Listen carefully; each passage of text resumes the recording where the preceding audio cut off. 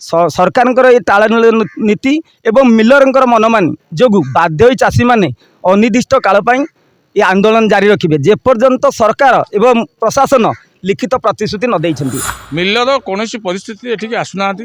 जो मिलर आउची दिन को 200-300 क्विंटाल धान उठाऊँ पर्यंत आमर धान जावाक नहीं मात्र 1300 क्विंटाल मात्र जाइए 4 दिन में आम के आउ धान दबू समस्या एक्चुअली रामचंद्रपुर सेवा समवाय समिति जो अच्छी से 2टा पंचायत को लेकिन 2टा पंचायत गोटे समवाय समिति ये चाषी रबी फसल ये मेजर है खरीफ फसल बहुत कम रबी फसल ये 35,000 धान 35,000 क्विंटाल धान रेजिस्ट्रेशन होती मिलर कौन परिस्थिति एठिक आसुना जो मिलर आउची दिन को 200-300 क्विंटाल धान उठाऊँ गाँ दाण्डे धान गदाई मंडी में धान गदाई ए विषय नहीं कि बारंबार कर्तव्य को आम अनुरोध करूँ सीएसओ को अनुरोध करूँ एमआई की भी कहुई सीएसओ महोदय निजक नाचार बोली कहते जहाँ करेंगे कलेक्टर करेंगे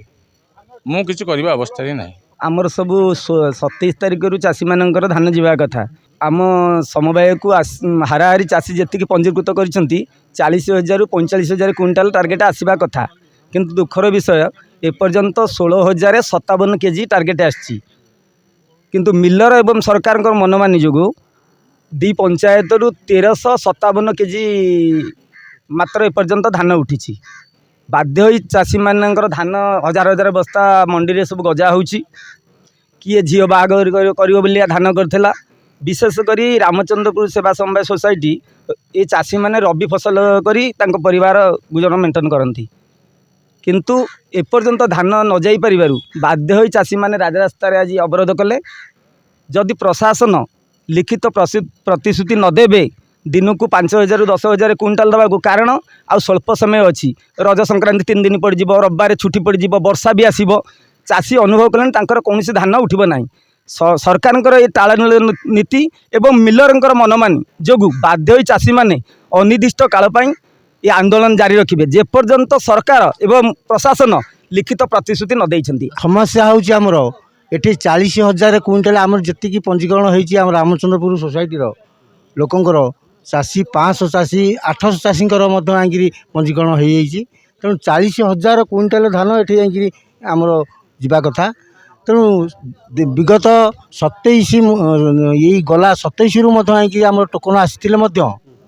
एपर्यंत आमर धान जावाक नहीं मात्र 1300 क्विंटाल मात्र जाइए 4 दिन में आम के आउ धान दबू ये 40,000 क्विंटाल धान के दबू आउ चाषी तेणु से समस्या जो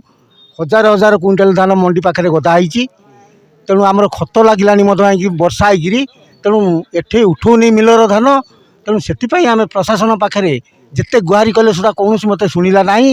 से आम राजरास्त आज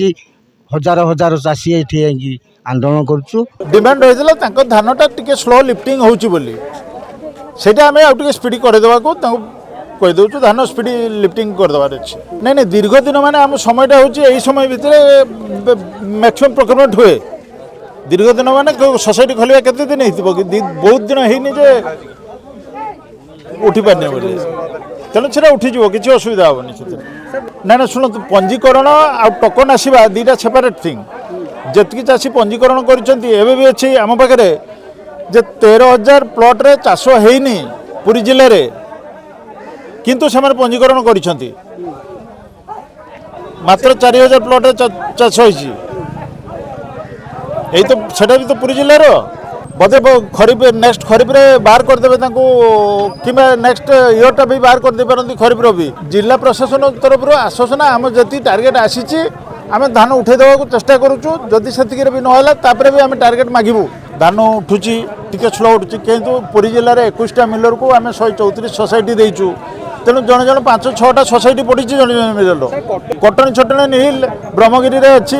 रेवणा नवागाँ अच्छी आनालाइज टेस्ट कर दिखाँ जदि एफेक्टिव धान आसे किसी कटिंग हम ना।